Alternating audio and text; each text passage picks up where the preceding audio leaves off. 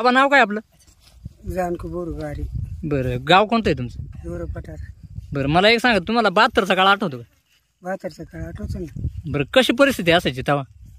तेव्हा काय दुष्काळच पडलं होतं तेव्हा. खायला भेटायचं नाही, मंजुरी तेव्हा 2 रुपये आठाने असं होती ना त्या टायमाला. बरं, बागायचं का तेव्हा? नाही बागात काही चालेल, काहीतरी आपलं मॉल मंजुरी करायची, पण तेव्हा मॉल मंजुरी पण नव्हती तेव्हा. बरं, फार हाल होते ना माणसांचं. बरं, काय काय खायला प्यायला कसं काय असायचं?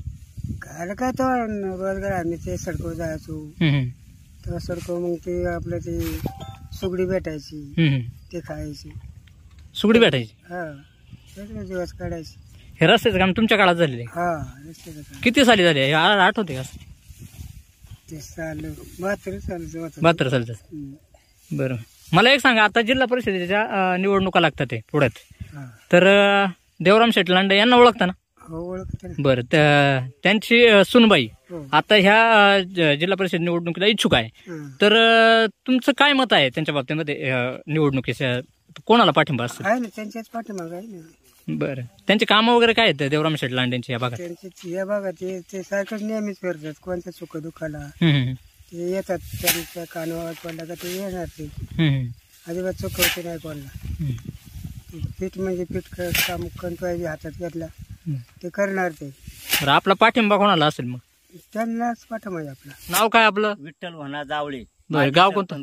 माझे सरपंच आहे. बरं बरं, गाव कोणतं आहे? हिवरेतर्फे मिळणार. हिवरेतर्फे.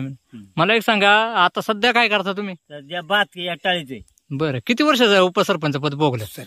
5 वर्ष भोगला. बरं, काय तुमच्या कालखंडामध्ये कसं काय असायचं? ग्रामपंचायतीचं वातावरण वगैरे कसं काय असायचं? काय हा बात तळी फिळी केली म्या. बरं, 4-5 तळी केली त्या काळात. बरं बरं, मला एक सांगा, आता जिल्हा परिषद पंचायत समितीच्या निवडणुका आता पुण्यामध्ये आहेत, तर देवराम शेठ लांडे यांच्या सुनबाई माईताई लांडे आणि इतरही महिला आता उभ्या राहतील, तर आपला पाठिंबा कोणाला असेल? आपण पसंती कोणाला द्याल? आता पसंत म्हणजे देवराम लांडेची म्हणणार. बरं, देवराम लांडेची कामं काय आहेत या भागात?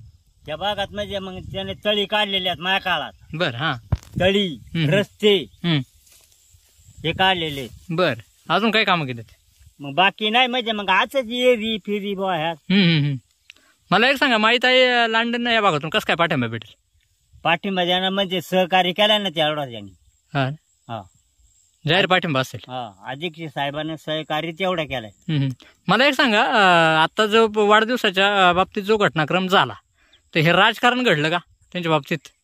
राजकारण आता ते काही राजकारण नाही, हे राजकारण म्हणजे त्या आपसाकून ते जीव घेतला. आपसाकून घेतलेले तो. अच्छा, मला सांगा, आता या निवडणुकीला माहिती पाठिंबा मोठ्या प्रमाणात या भागातून भेटेल का? हा, भेटणार. धन्यवाद. मावशी, नाव काय तुमचं? मीराबाई विठ्ठल जावळे. गाव कोणतं आहे तुमचं? हिवरे पठार मिनार. सध्या काय करता तुम्ही? सध्या बात टाळीत. बरं, इतर वेळेस काय चालू असतं का? मजुरी वगैरे जाता? मजुरी जातात. बरं, मला एक सांगा, आता जिल्हा परिषद पंचायत समितीच्या निवडणुका आता पुण्यामध्ये आहेत, तर देवराम शेठ लांडे यांच्या सुनबाई माईताई लांडे आणि इतर महिला देखील आता रिंगणामध्ये उभ्या राहतील, तर आपण पसंती कोणाला द्याल? देवराम लांडे. देवराम लांडे. देवराम लांडेंची कामं काय या भागात? त्या भागात रस्ता आहे, येरी बारो आहेत, तळी आहे, सगळी म्हणजे अशी करतो असतो.